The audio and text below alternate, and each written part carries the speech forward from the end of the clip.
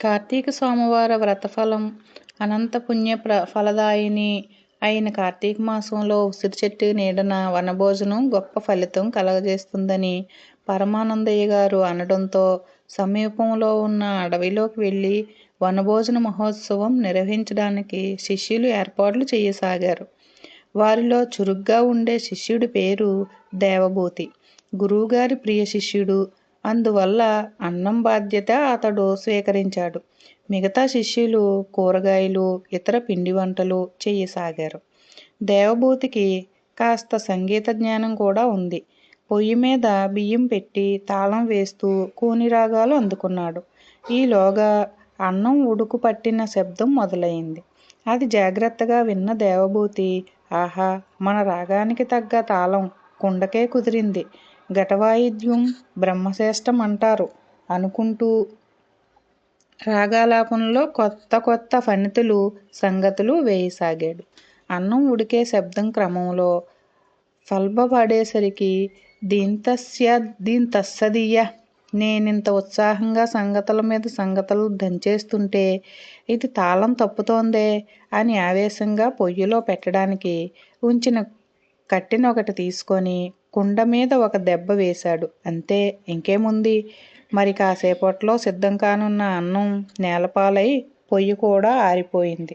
గుడగుడ శబ్దం, కుండకు నష్టం అని పాడుకుంటూ వంట ప్రయత్నం విరమించి రాగాలు తీస్తూ కూర్చున్నాడు దేవభూతి.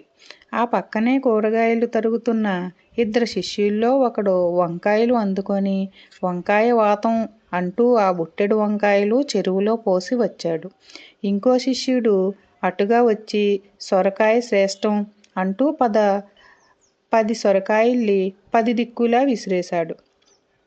మరో ఉద్దండుడు, అతి తెలివి సోదరులారా, మీలో ఒక్కరికి స్ఫూర్తించలేదు. సర్వరోగ నివారిణి ఈ అడవిలో విస్తారంగా లభించేది కరక్కాయ, అది కూర వండండి అని సెలవిచ్చాడు. అందరూ కరక్కాయల వేటలో పడ్డారు. అన్ని అనుష్ఠానాలు ముగించుకొని పారెడు పొద్దెక్కి మిట్ట మధ్యాహ్నం కూడా అయ్యాక గురువుగారు, గురుపత్ని నిదానంగా తమ శిష్యులు వండి వార్చే పంచపరమాన్న పరవాన్నాలు ఆరగిద్దామని నిజంగానే ఆత్రపడి వనభోజన ప్రదేశానికి చేరుకోగా ఏముందక్కడ? ఆరిపోయిన పొయ్యిలో సగం ఉడికి ఉడకని అన్నం కుండ పెంకుల మధ్య పరుచుకొని ఉండడం తప్ప కూరల జాడ ఎక్కడా లేదు. పిండి వంటలు ఆచూకీ అస్సలు లేదు. శిష్యులంతా ఒక్కో అవస్థలో చెట్టు మీద ఒకడు, చెట్టు క్రింద ఒకడు, కొమ్మల్లో ఊగుతూ ఒకడు. ఏమిటర్రా ఇదంతా అని అడిగితే, కరక్కాయల కోత గురువుగారు, కనీసం 5-6 వీసెల కరక్కాయలైనా లేనిదే కూర సరిపోదు కదా.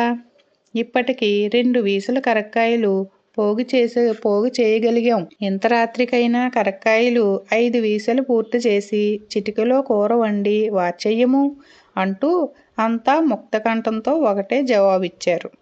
కరక్కాయల కూర అంటూ ఆశ్చర్యపోయిన గురుపత్నికి, మీకు తెలీదమ్మగారు, అన్ని రోగాలకు కుదిర్చే గుణం కరక్కాయకు ఉందని గురువుగారు ఎప్పుడూ అంటుంటారు కదా, కావాలంటే అడగండి అని ఆ ప్రతిపాదన తెచ్చిన శిష్యులు సంజాయిషీ ఇచ్చారు. వీళ్ళని నమ్ముకొని విందు భోజనానికి వస్తే అర్ధరాత్రి అయినా పస్తే అని గ్రహించుకున్న పేరిందేవి, ఓరి తెలివి తక్కువ దద్దమ్మలారా, మీ నిర్వాకాన్ని నమ్ముకోవడం నాదే తప్పు.